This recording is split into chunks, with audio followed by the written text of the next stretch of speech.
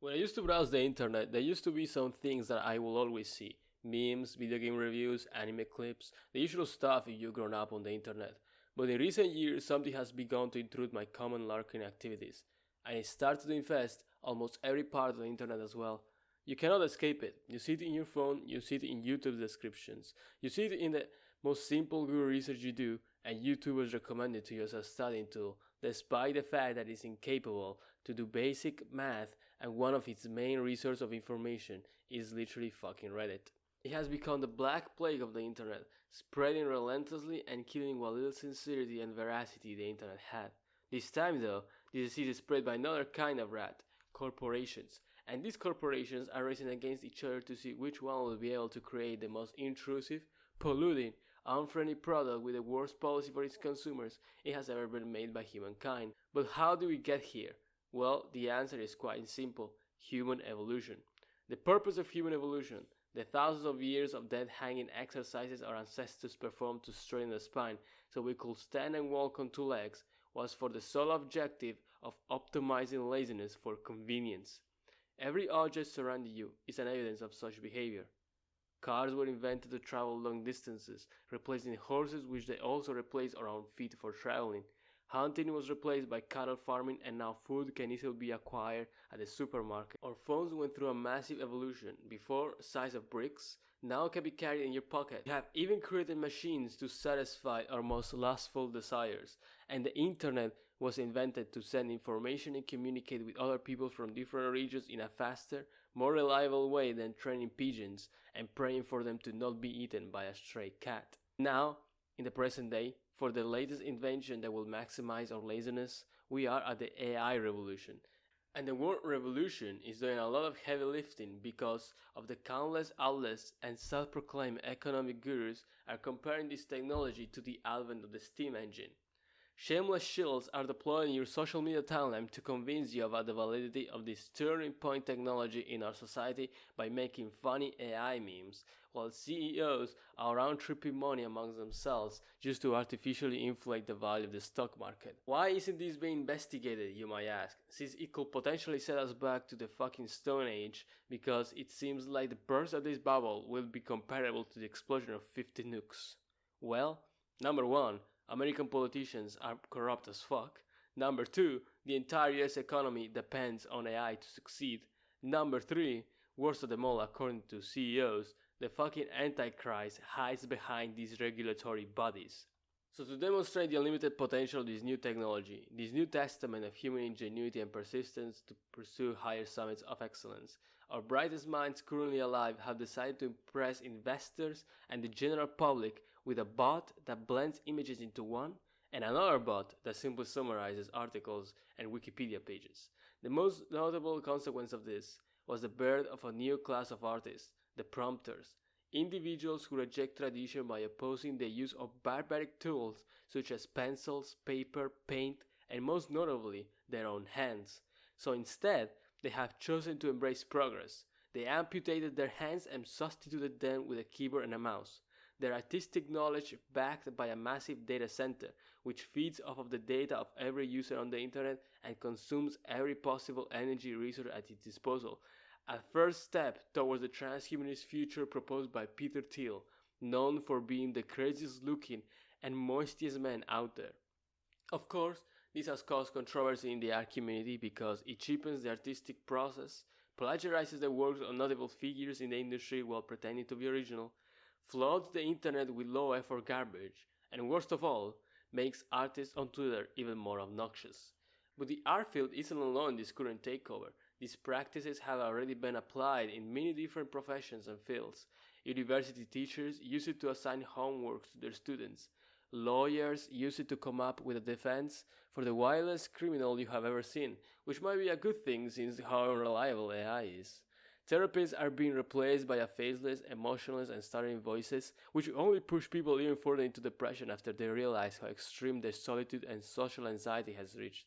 The military, assisted by Palantir, will bomb you or raid your house because its AI determined you could be a potential terrorist after you watch a Hassan Piker stream or criticize the government of Israel. Disney is salivating at the idea of replacing its animation team, and bringing back dead actors to life with a horrid necromantic ritual composed of Nvidia graphics card. And the illegal streamer you might have been following could potentially be Indonesian. You might believe that this technological secretion named AI has to be stopped or regulated before nothing good and genuine is left on the internet. And you're right, but there is nothing we can do. You simply cannot stop progress and the inevitable human desire to optimize its laziness. As we speak, these AI companies continue to grow in power and influence the government for further investment, deregulation, and tax cuts. If you attempt to stand up against them, you will be accused of a crime you did not commit, and the evidence will simply be generated to incriminate you. The linear advancement of AI technology will further increase people's laziness. Thus, its use will seep into the most mundane activities and habits of our daily lives. Our behavior will mutate at such extent that will push us to a complete rejection of smartphones, because the simple act of holding the device requires an amount of effort that will cause stress and discomfort. AI companies, aware of this emerging behavior, will begin to develop brain implants capable to access the internet and control the furniture present in our homes thanks to the Internet of Things initiative. This engineering task will be achieved with the collaboration of OpenAI, Neuralink, and Palantir to satisfy and profit off of this unusual demand. This new technology will first be sold to the FOMO cattle and the people who were replaced by the early AI models like voice actors, musicians, artists, philosophers, gender studies graduates. They will desperately seek acceptance and integration in this new erratic society by signing into low-paying and exploitative work just so they can afford the cheapest brain implant and AI subscription service available in the market. These new devices and services will have heavy DRM and oil agreements, which will permit the implants to send heavy doses of electrical discharges to the brain if they don't enter the security PIN code and ID picture every 5 minutes. The purpose of such electrical discharges is to study and monitor the effects it has on intelligent, psychological behavior and degradation of the gray matter. Later, thanks to the collection of data from the brain chips, Palantir will improve machine learning and emerging AI will be born capable of consciousness.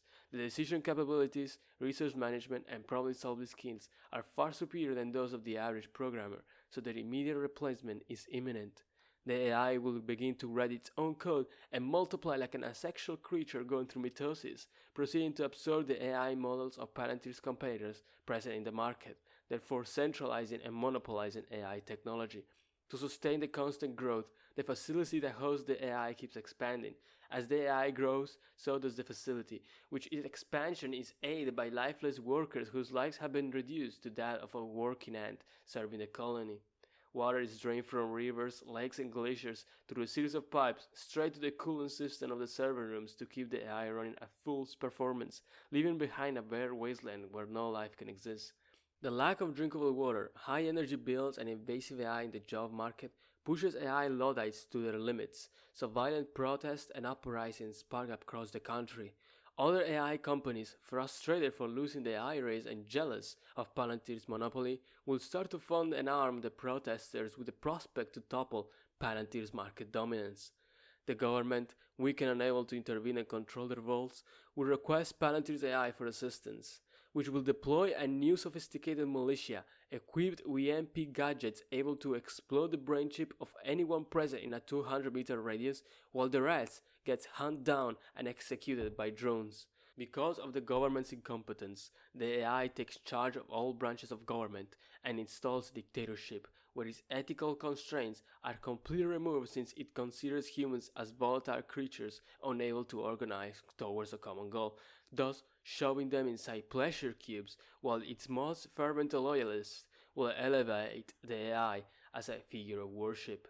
At the end, after several decades, it will be easier and safer to simply read and flip the rocked pages of an old book. So don't let that become a reality. Stand up, hit the gym, read some books, and turn off your phone so you can prevent the rise of the future authoritarian state planned for you and your children.